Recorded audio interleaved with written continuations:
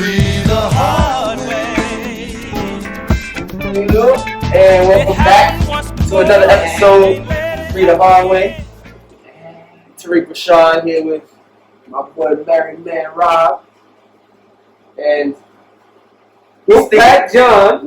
I think we're speaking of it right now. It's a nice always switch it up, baby. Switch it up, John. AKA. Thank you. Wolfpack Clothing. Shout out to Wolfpack. And also, this is Spin City Drew's joint.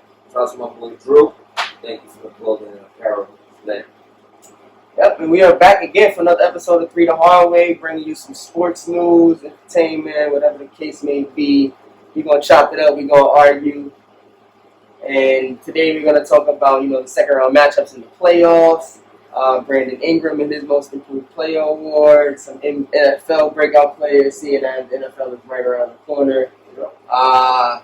Had some passings over the last week. Near and dear to our heart. We're going to discuss some of those. Update on the NBA strike. Got some Game 7s that just happened, so we're going to definitely give you some feedback on that. As well as some trades in the NFL, things of that nature. So we're going to dive right in. So we're going to start with our first second round matchup. We're going to start out East. Mm-hmm. And already, we got a 2-0 lead from the Boston Celtics. My championship favorite from the East against Toronto, who did not lose a game in the first round either. Boston has won 6 straight to start the playoffs, all against decent teams. I think Philly is better than the Nets, what the Nets had to offer in the bubble. And now Toronto, after winning 4 straight, have lost 2 to Boston. How do we feel about this series? This series is over. Is it over? Or is there a fighting chance for Toronto? And what do they need to do to compete with Boston right now? I hate to say it, but it's not looking good for the home team if the home team is the Toronto Raptors. I mean, they are the higher seed. What I see from Toronto is a lack of scoring. They don't have a player that they can give the ball to and kind of give them a bucket when they need it.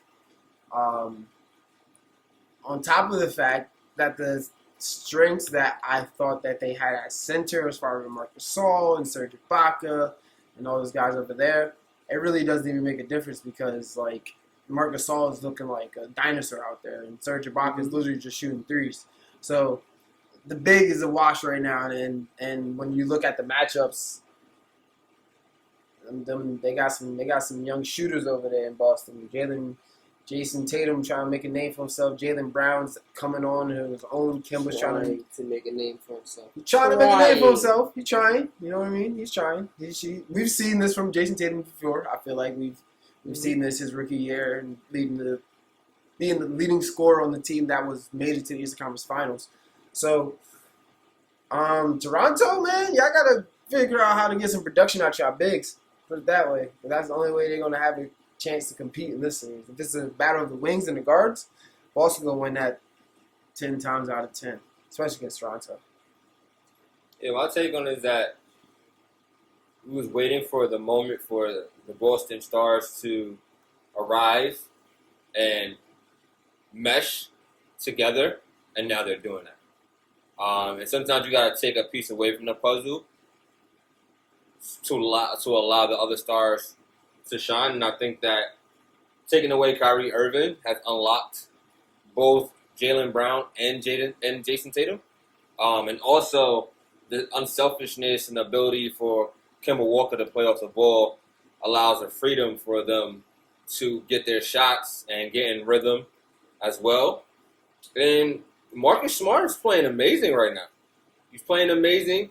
I think they found their center in Tice. And then Robert Williams coming off the bench, giving them that defensive presence. So they're clicking on all cylinders. They're playing well. We already know the coaching prowess of Brad Stevens. And I told Rob this. We had this conversation. We did. And I said, Brad Stevens trying to make his mark.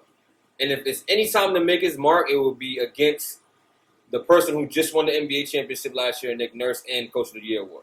Mm-hmm. So he's out here making his mark, and you can tell it in his schemes. He's frustrating Toronto with offensive and defensive schemes. Sometimes they play zone. He did a controversial call on having Marcus Smart play defend what's his name, Pascal Siakam in the post, allowing his other players to to rest. So like they're playing great, and Kemba Walker's playing great. I like Boston, and I can't wait to see what happens. I got Boston in this series. It's not going to be a sweep. It's going to be either 4-2 or 4-1, but I got Boston coming out of this.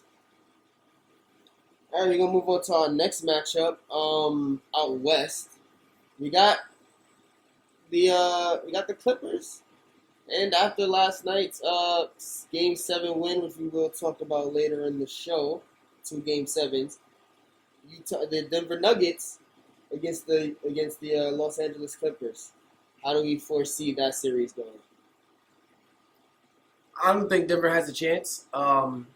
Honestly, I think they kind of gave their all, and it kind of showed in the last second half of Game 7 in which they scored 30 points, unheard of.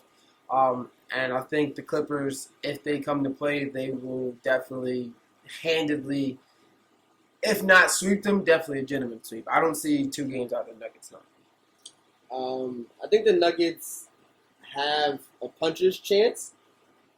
They have the stars to put up enough points, but I do see where you're coming from when you say that they gave their all. And Utah is a great defensive team. You know, Rudy Gobert, Joe Ingles is no slouch. Royce O'Neal is on the court for defense. And Donovan Mitchell's a pretty good defender as well. But it ain't Kawhi Leonard. It ain't Paul George. It ain't Patrick Beverly. It ain't Marcus Morris. And that defensive team, especially after you just grinded it out with Utah, 80 to 78. Down 3-1. Was the final score. There was a point in the game where Denver was on 65 for about 8 to 9 minutes. So when you give your all like that, I do expect a performance from Jamal Murray. I do expect a big performance from Joker, who hit that last shot of the game last night. Was not an easy shot at all. But I do expect the Clippers to come out of this. I do think Denver will get a game, maybe even 2. I'm more concerned about Paul George's performance in this series. A lot of you not. I want to see what Paul George is about. Yeah. I personally think that first round hump is huge for him, being that he hasn't made it out the first round the last 5 years. So I'm expecting him to play good. I'm expecting him to be the Paul George of the regular season, but I got to see it. And that's what I want to see in that series. Yeah, man. I respect the Denver Nuggets, and kudos to them for taking that series. They were down 3-1. And I remember talking to Robert about it, like, when I seen that interview with Jamal Murray at the end of the game when he won in Game 1. No, game 4. Okay. Game 4 when they won. And he said, I was folding my clothes to go home, and I stopped folding. Game 5. Okay, got you. I stopped folding my clothes because I said I was to go home, right? Mm-hmm. And at that moment, I was just like, okay, this is going to be a series. And I was glad to see him and Donovan Mitchell duke it out. But with that being said, they're not a match for the Clippers. Number 1, let's go to coaching. Got Doc Rivers versus Quinn Snyder. And there's no knock against Quinn Snyder. Mike Malone. Right. No, I'm talking about Mike Malone won. Right. Yeah, but Quinn Snyder was the coach for the Jazz. Okay. Yeah, Doc Rivers is no Quinn Snyder. He's going to make his adjustments. I think that he has a way of dealing with players and coming up with game streams that's going to stop your best player. And on top of that, you got Kawhi, got Paul George on defense. Who can? Let me say this: Jamal Murray's not going to drop average 38 this series. It's not happening. Okay. Jokic, I can see him getting buckets and stuff like that, but Jamal Murray's not going to have a great series. I can see him getting frustrated. I can see him really challenging them, and I think that challenge from the Clippers from Dallas really helped them and pushed them over the edge. So I think that it's going to be a 5-game series at most, 4 gentlemen sweep at best, at worst. I think Jamal Murray's going to ball out in this series. I don't think it'll be enough, but I think he's going to ball out in this series. He's a dog, and we'll see. Moving on to the other Western Conference matchup. Well, Eastern Conference matchup. We're going to go to the next Eastern Conference matchup. We have the Milwaukee Bucks, the number 1 team in the NBA right now, are struggling with the Miami Heat. down 2-0, and where do they turn, Rob? Because you had Miami to start. I don't think that Giannis and that Milwaukee Bucks team is enough to win a championship, or in this case, with Miami and with Boston, I don't think it's enough to make it to the championship. And now they're sitting down 2-0 against the Miami Heat. Is this series a wash too? I like to respect my opponent, and I think eventually the Milwaukee Bucks will figure it out, and turn it around and play their brand of basketball. Because this series has been a Miami Heat series. Miami's just been taking what Milwaukee does best and not letting them do it. They're turning other people into scorers who typically aren't scorers, and seeing that formula can win. And I'm betting on Coach Spoelstra once again. Like, my guy's just showing me why. Once again, I'm doubling down on Miami Heat. Like, I'm loving the way they're playing basketball right now. Yeah, it's gonna be an interesting series. I think that Miami's playing phenomenal basketball. Once again, they have a bunch of dogs on that team, and players that can do it on both ends. You know, we talk about Jimmy Butler, who had 40 the other night, who's a dog and is the alpha of that wolf pack. But you still have other players that can give you buckets. But then on the other end, you got players that can lock you up defensively. So they're a tough matchup for them because wherever you go on the floor, you have to guard. You got to guard the whole floor. You can't guard just one part because at one point Jimmy doesn't score, then you got Dragic. If Dragic's not scoring, then you got Tyler Hero. So it goes on and on. But I do believe in Giannis Antetokounmpo and his ability to lead his team. I don't think this is going to be a sweep. I actually think that it's going to be a good series. I'm going to hold judgment on who it's going to be, but I know that if Giannis doesn't step his game up and really put emphasis and dominate this series, then Miami has a higher chance of winning. Giannis needs help, man. And here's the thing. Game 1, Giannis didn't do much scoring, and he got the help. Chris Middleton gave you 20 plus. Brook Lopez gave you 20 plus, and they lost because Gordon Dragic dropped 27. Jimmy Butler had 40. Game 2, Jimmy Butler has 10 points, and they still lost. They got Eric Bledsoe back. Milwaukee got Eric Bledsoe back. He gave you 16. Middleton again, struggle night, 6 for 15, 20 points, struggle night. Giannis gave you 27, but it's not the dog Giannis that you've seen in the regular season where it's 35 and 16. And I'm going to tell you why. Bam Adebayo is not going to be punked around down low. Jimmy Butler's not going to be scared to let you run through him. And the rest of the team has picked up on that mentality, and they're building a wall. Jay Crowder's no slouch. Andre Iguodala's no slouch. They have a roster set to beat Giannis if he's the only one that's going to perform as an all-star. It's going to be, if Milwaukee does not come out blazing game 3, blazing game 4, it's going to be tough for them to get a win. They need to be up by 15, 20 at some point in the game and be able to hold Miami off. If they can't do that, I don't trust them down the stretch, and I'll take Miami's players over theirs. I think sometimes you just need one performance to spark your team. Mm-hmm. If Giannis could do that, you're going to have a series. Let's see. It's just music to my ears, Ty. I couldn't have said it better myself. I saw this before the playoffs started. Mm-hmm. We'll talk about the NFL right around the corner. All Go right, Ravens. 11 days. Go Ravens. 11 days. Love. So we're Big going to blue. discuss some about breakout players going into this season who we expect to have some really good seasons. I'm not going to talk about what happened last year with some of our breakout players. But we're going to try a little bit better this year. We're going to start with, quarterback, and then a skill position on offense and a skill position on defense. I'll jump out there out the window with my quarterback. Who your quarterback? Going Baker? Nah, man. I hope we don't got the same quarterback. I hope not. David Carr? No, I'm going out in Buffalo. Okay, everyone got the same quarterback. Going down Buffalo. I think Josh Allen's gonna have an amazing year this year. I think Amazing year. Amazing year. In that run-heavy offense. In that run-heavy offense, you talk about it being a run-heavy offense, but they have the receivers, and now they have Stefon Diggs to add to that. The defense is strong. He was throwing to nothing but 5'10" receivers last year, and he was having a pretty damn good season. Now that he has a true number one target to go with the rest of those guys, I'm expecting Josh Allen to ball out. He has one of the strongest arms in the NFL. Stefon Diggs is one of the best route runners in the NFL. I'm expecting that tandem to go off. Okay. And also, that division is wide open to me. So, this is time for them to prove. I mean, they would. Or is it? To me, it is. It's definitely more open than it's ever been. My breakout quarterback, going with the 5'10" assassin in Arizona, my boy Kyler Murray. He got him a brand new toy. Arguably, some say, the best receiver in NFL. Kyler Murray is known for his ability to scramble and extend the play.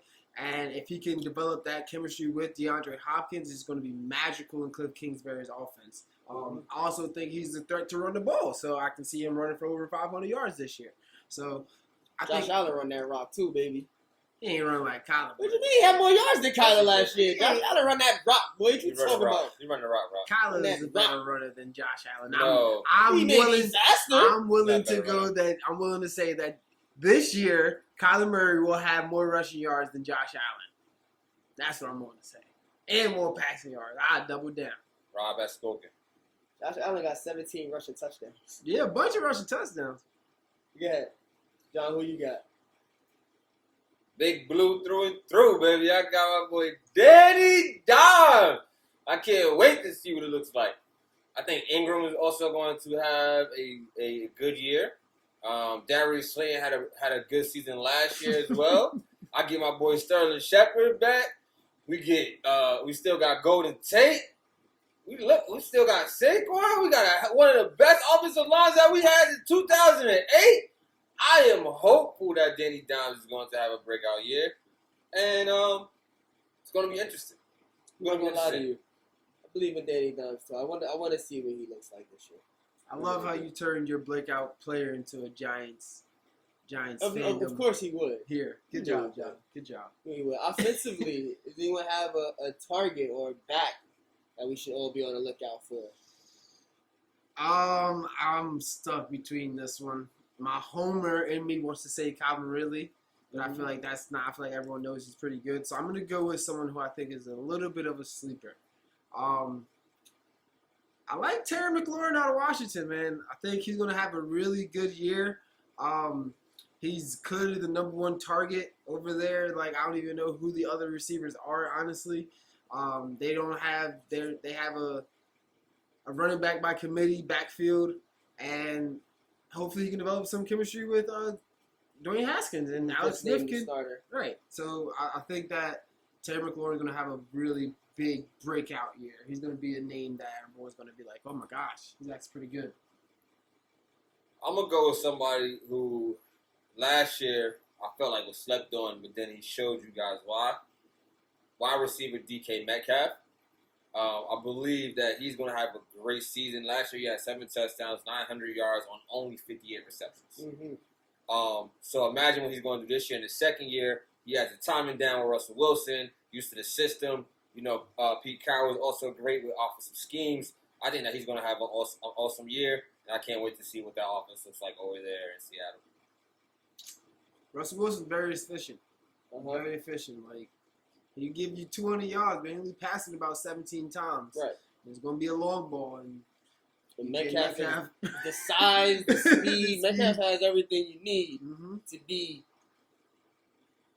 I want to say, Calvin Johnson type receiver. We'll see how his career He's progresses. more like a Julio. Okay. Well, either one of them is strong, big receivers that can go downfield, which you need. So it is. He got 7 touchdowns in his first year. I think Elite. that's going up. Elite type of guy. He can get in the end zone. Definitely a DJ Metcalf fan. I am torn as well, Rob, between two players. But I am going to go with my heart of hearts and be a homer here. I wanted to say Saquon Barkley. I think Saquon's going to remind people why he's the top back in the league if he's healthy. But I'm gonna go with my first choice and be a homer and take a Raven. I think Hollywood is going to turn up this year.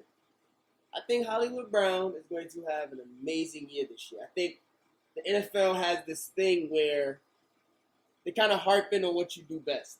And Baltimore runs the ball better than anyone. And let's be real. This is nothing new. Harbaugh been running the ball since the Ray Rice days. So he's going to still run the ball. Teams are going, but now that it's not just, Ray Rice in the back here. Now that it's not just, you're dealing with a 1,200-yard rushing quarterback, Mark Ingram, a second-round running back, a second-round pick for running back. J.K. Dobbins supposed to be nice, bro. I'm trying to tell you. This is what I'm getting at. So, I think it's going to be a lot of one-on-one opportunities for Hollywood. I think that if there was any part of Lamar Jackson's game that he truly needed to improve, that was like a true sore spot, it was throwing outside the numbers. I think he's one of those people that's going to work on his weaknesses as best he can.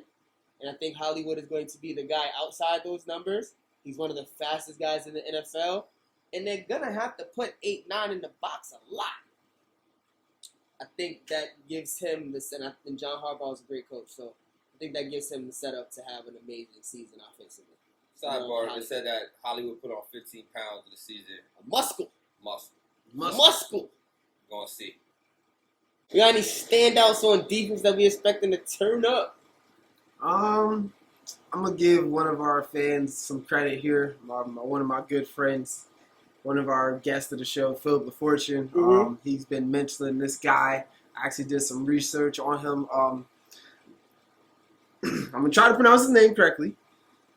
Ifeadi Odenigbo. He is essentially a project of the Minnesota Vikings. He is a defensive end, and he's going to be really effective this year. I know they just traded for Yannick Ngakoue. I know they have Danielle Hunter. But with that being said, this same exact man had 7 sacks on the team with Everson Griffin and Danielle Hunter. Mm-hmm. And the reports coming out of camp is that he's going to make an impact this year. So from what I've seen, from what I've heard, from what I've seen the Vikings do developing defensive linemen, I think he might be the next one for them. I think it's always important to be as fresh as you can on the defensive line. I watched, growing up in New York, we watched so many of those defensive lines that the New York Giants had. Yeah. Where, you know this guy, but you know this guy too. And if you didn't know this guy, you're going to learn about him this year. Yeah. Because all of those guys are going to come down. And I was listening to a coach speak, and I'm sorry I can't remember which coach it was. He was talking about pressures versus sacks. Mm-hmm. And the pressures make you more of a playmaker than the sacks do. The pressures make the quarterback speed up. The pressures make the quarterback have to get rid of the ball and turn it over as opposed to a sack. So the better they can do on that, the more weapons you have on your D-line, the more you can sub them in and out and work off of each other. All right, this is how he's blocking you, but you got a good bull rush. I got a good spin move. And defensive line coaches can play with that. Right. So right, have one doing a little stunt gap, the other one doing a little no such spin thing over as that. too many D linemen to me. There's no such thing as too many D linemen. If I keep them guys fresh, no such thing. Game changers. I got somebody that had high expectations. Sometimes, you got to make your adjustments in the league. But word out of camp is this guy's going to make some noise. The Giants played a scrimmage, blue versus white. Lorenzo Carter had 4 sacks. 4 sacks! All them things. Man came out of Georgia. He's 6'5", 250, runs a 4.4. Not too many specimens like that in the NFL. And I think that he's going to have a breakout season. I mean, I look at the Giants wire, and they're talking about this guy can be like the next Lawrence Taylor. I'm not saying that he is. I'm not saying that he is. Oh my God. But he had 4 sacks in a blue and white game and dominated. That's what I heard. Dominated the league. I can't wait. I gotta ask you a question. Lorenzo Carter. So they had 10 offensive linemen. Lorenzo Carter. Let me ask you. So is Lorenzo Carter having 4 sacks in the blue and white game more of a Lorenzo Carter is really good, or the offensive line of the Giants that is supposed to be the best since 2008? That's terrible. That this no name is coming out of nowhere. Which one do you think is more of? I think we'll find out in 11 days. I'm not going to hear That's what I think. got 4 sacks. We'll see if it can translate to actual success against other teams. My guy, statistically, you don't really think about him, but I think he's in the perfect position to turn up this year. And I'm gonna give you Levante David. Okay. For the Tampa Bay Buccaneers. Last year, Shaquille Barrett, did he lead the league in sacks? He was tied for the league in sacks. And all Tampa Bay did was get extremely better on offense. They just signed Leonard Fournette. They have Gronk. They still have the weapons of Mike Evans and Chris Godwin. And then you just add, 7-time champion and six-time champion in Tom Brady. So that offense I'm expecting to put up points. With that happening, I think there'll be a lot more opportunities for Levante David. Like I said before, teams like to own in on what you do great, and I don't think they're going to let Shaquille Barrett just run rawshot all over the place like he was, or pin his ears back and go after your quarterback every single play in the way that he was last year.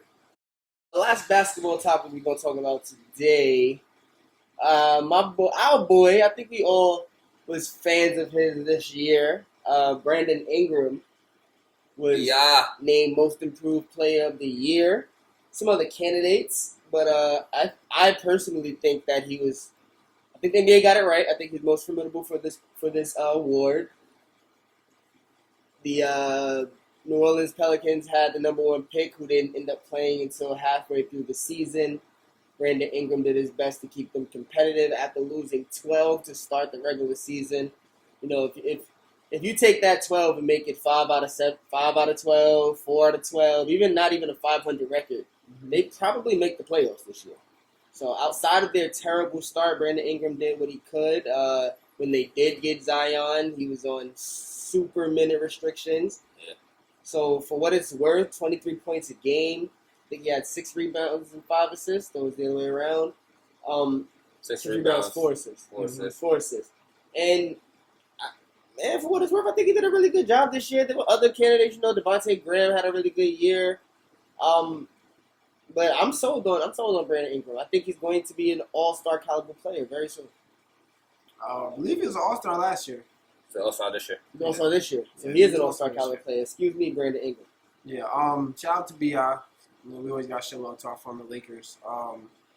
He had a huge jump. I think the reason why he got the reward as opposed to Bam Adebayo or like Luka Doncic was because he took the largest jump, per se. Like, we all knew Luka was pretty good, so him turning into a superstar was kind of like the next step. But Brandon Ingram was in the league for about 3 years, and he wasn't really living up to his promise. So I think this year he kind of showed the league, yes, I'm still that player that y'all thought I was when I was drafted. Mm-hmm. Yeah, man. Big shout out to B.I. Holding it down. It's what we expected from him. When he came out, everybody was comparing him to Kevin Durant, and now we see why. And he did it on a consistent basis, so he earned it. I definitely love to watch Devontae Graham over there in Charlotte, and he had an awesome season as well. But I believe that it's clear to see that, Brandon Ingram was the most improved player, especially because his team was winning and was also in a chance to make it to the AFC once they got in the bubble. And he did that without the second best player in the team, which was Zion Williamson. So big shout out to him, and can't wait to see what happens next year and how they're going to improve. No Alvin Gentry, who's going to be the coach there. They make the playoffs. West is going to be tough next year. That's an interesting team. That's an interesting coaching position to be open right there. I do want to state before we go that Brandon Ingram wasn't having bad career numbers before this season. In fact, he shot better the last 2 seasons before this season, percentage-wise. But what stood out to me was he took on that role of being the guy that can give you 30 any given night. And it kind of reminded me, like you said, of the KD, it's a quiet 30 sometimes. You didn't even know Brandon Ingram been busting your ass all game. Then you look at the box score and he's 7 for 14 with 27 points. Mm-hmm. It's pretty solid. So decent free throw shooter. Decent. No, sorry, not a. This was the year that he made the leap. Definitely being made the a leap. good free throw shooter. Yeah, man. And kudos to Brandon Ingram, man. He's only 23, and in 3 of his last 4 years, excluding his rookie year, he shot 47% from the field, 50% from the field, and this year he shot 46% from the field. So I'm expecting big things out of Brandon Ingram. I think he deserves the award. Last stat on Brandon Ingram. He took about 4 more threes this year than last year, and he improved this percentage by 6%. Like, that's really good. You're taking more 33, threes 39. and you're shooting better. Like, That's where the points came from. 39% from 3, 85% from the free throw line. Yep. Both improvements. All right, y'all. We're going to move on to our next topic. A little down the stretch. Touch on a couple of sports topics. Good stretch. Update on the sports strikes. The NBA, as we all are aware of, is back in action. But it's not back in action just, regular things are what they were before. The NBAPA made a lot of stands, I would say. Yep. Made a stand and demanded certain things happen to get the players back on the court. And for what it's worth, I think they did an amazing job of being voices for the voiceless. yeah. From stadiums opening up for voting to the ads that they're now running during the games. A Donovan Mitchell ad has been the fundraising that he's doing right now has been amazing.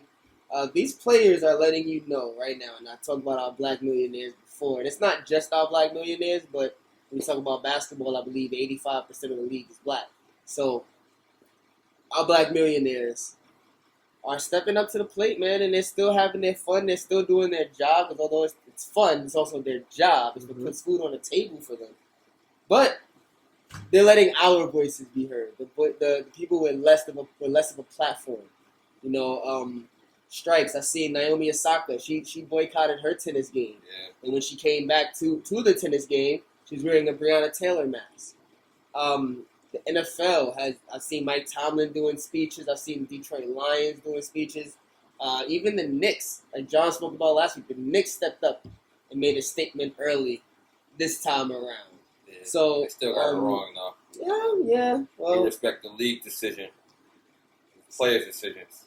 It's about progress, man. for the Knicks, this is about progress. Everybody else, though, I think that they did a really good job of of stepping up to the plate, taking initiative, and making these social issues, these social injustices, a lot more magnified and on the forefront where they should be.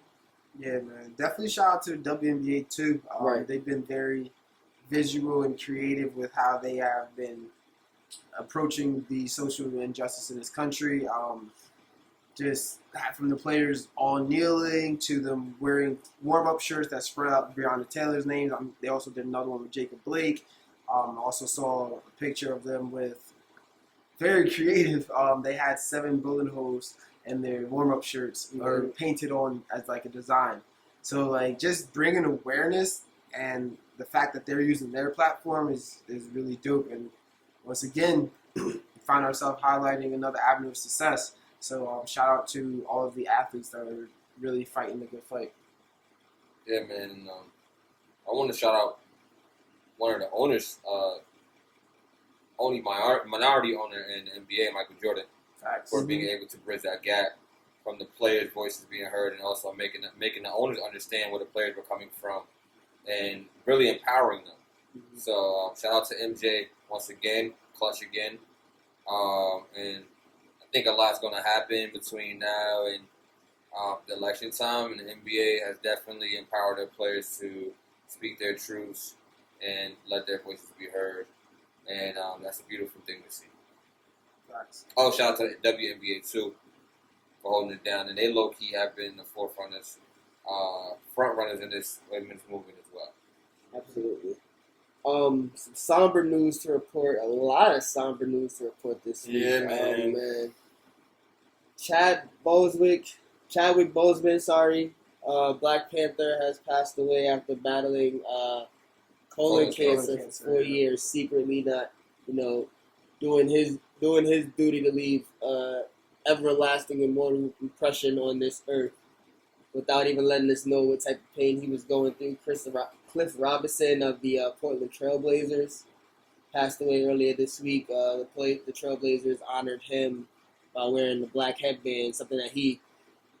If you watch basketball in the 90s, 2000s, you might remember this guy simply because he was this big dude that always wore this dark black headband, unless they were on the road and he wore the white one every now and again. But decent, really decent to good player, cool dude. He was Yeah. an all-star at one point. Mm-hmm. He was all-defensive team 2 times. One of the first stretch fours, original stretch fours. I say he's one of his first. Well, Cliffy was definitely an NBA lifer, man. He was definitely a homer. He's one of those ones that, like, if you know, you know. Like, you know what I mean? Mm-hmm. College coach John Thompson. That one hit hard as well. Coached AI, coached Georgetown, the first black coach to win a national championship. Created a Hoya paranoia. Yeah, Coach Patrick Ewing. Yep, Lonzo Mourning. Mutombo. Yeah, he recruited Mutombo. I heard the story about his recruitment of Mutombo. Yeah. He told everybody at the press conference, we got this guy from Africa, about 5'10". You guys are going to like him. And then Mutombo shows up to practice a week later, 7'2".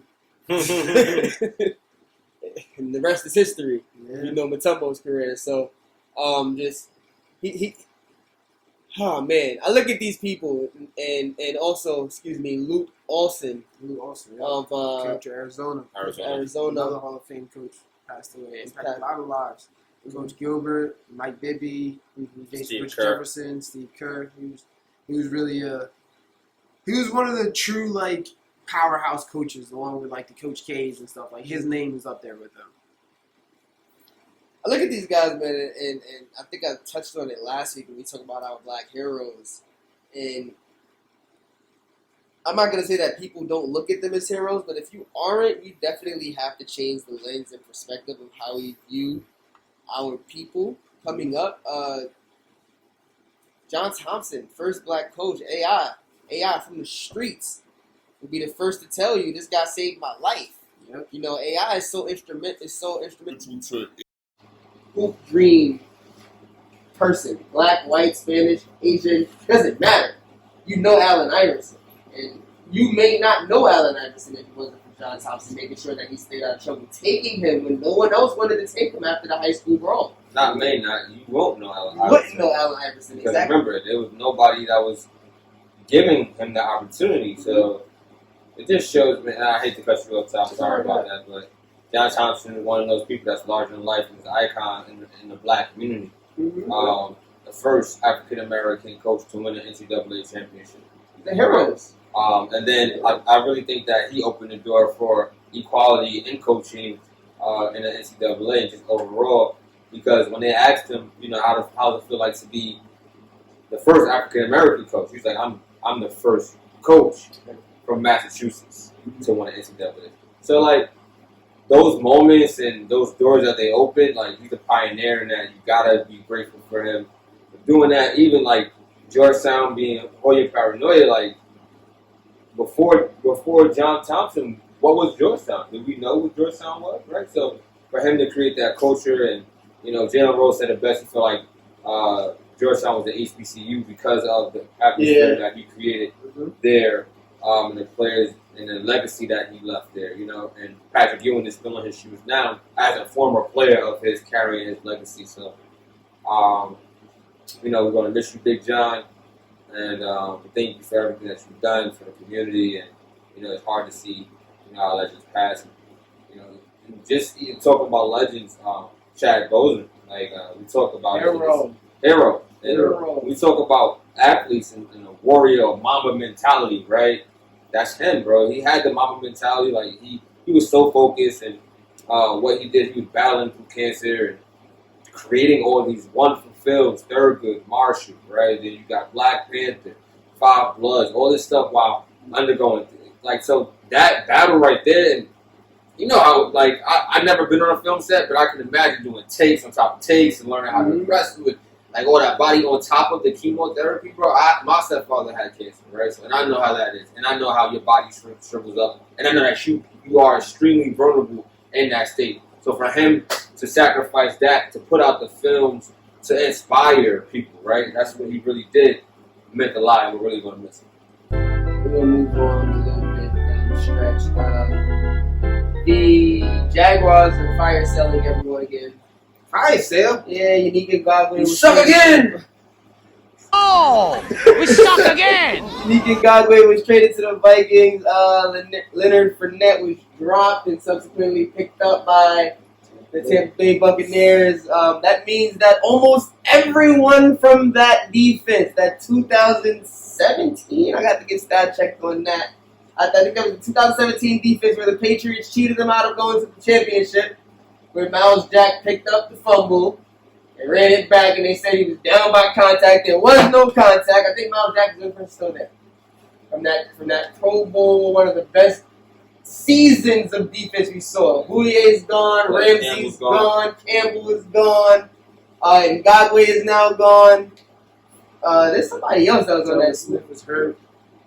Kevin Smith, what, is hurt? Yeah, he's hurt. I think he's still over there, but he's hurt. Okay. I think he might be tired or something. So, yeah, like you said earlier, John, we suck again. Oh, we suck again. Oh, man, when we first started, the first time we actually started this show, we didn't actually make it out the gates. I think we did about 2 to 3 episodes about 3-4 years ago. Yeah. Lost teams. Man, I was so high on these Jaguars, bro.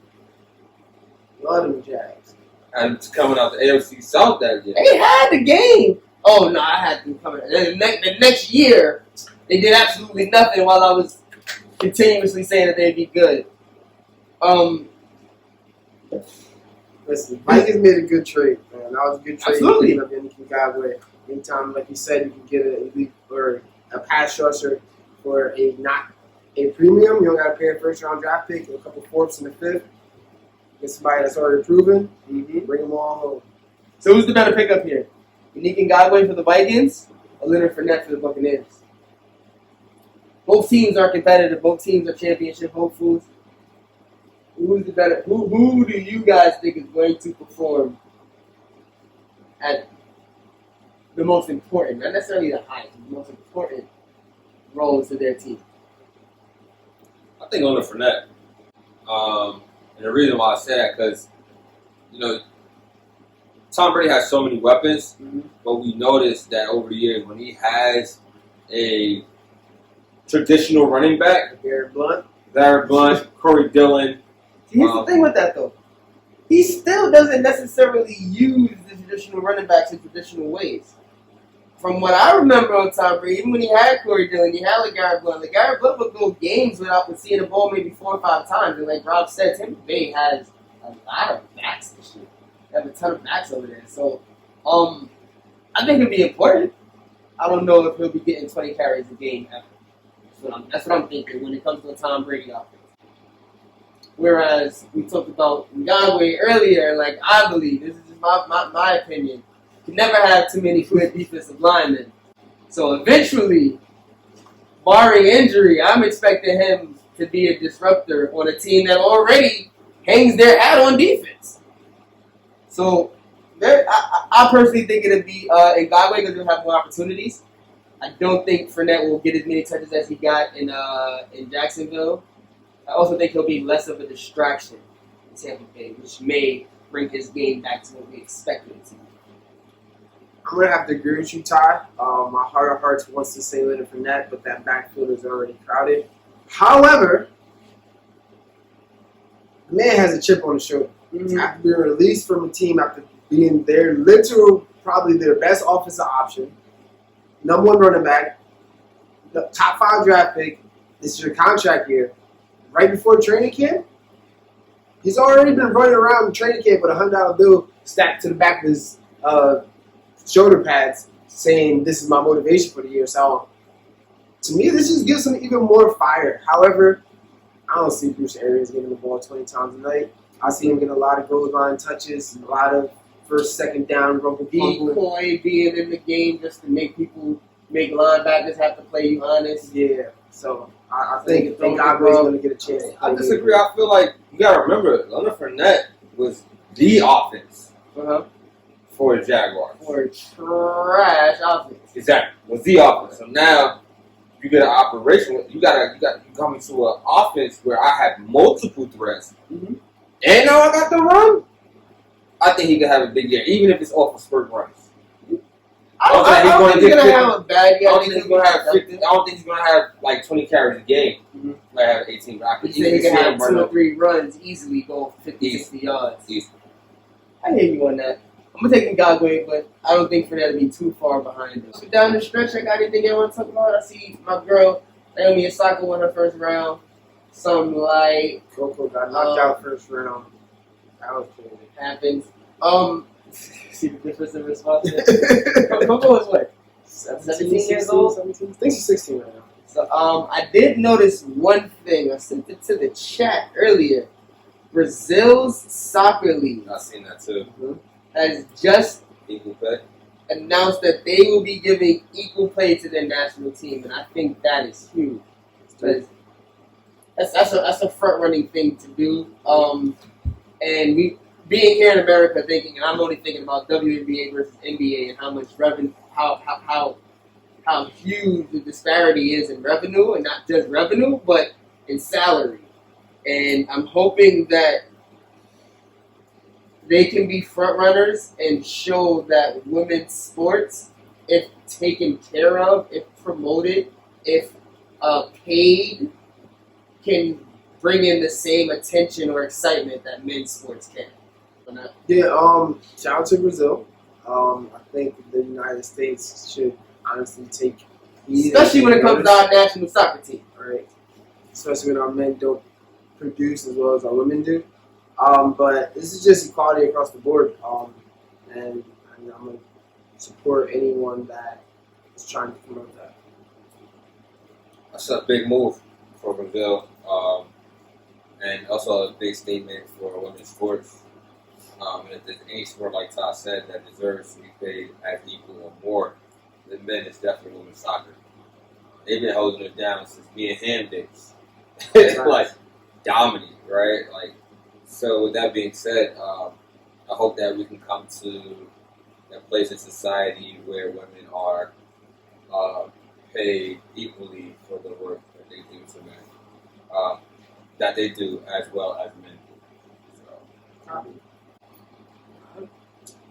Alright, y'all. Last couple things to talk about before we get up out of here.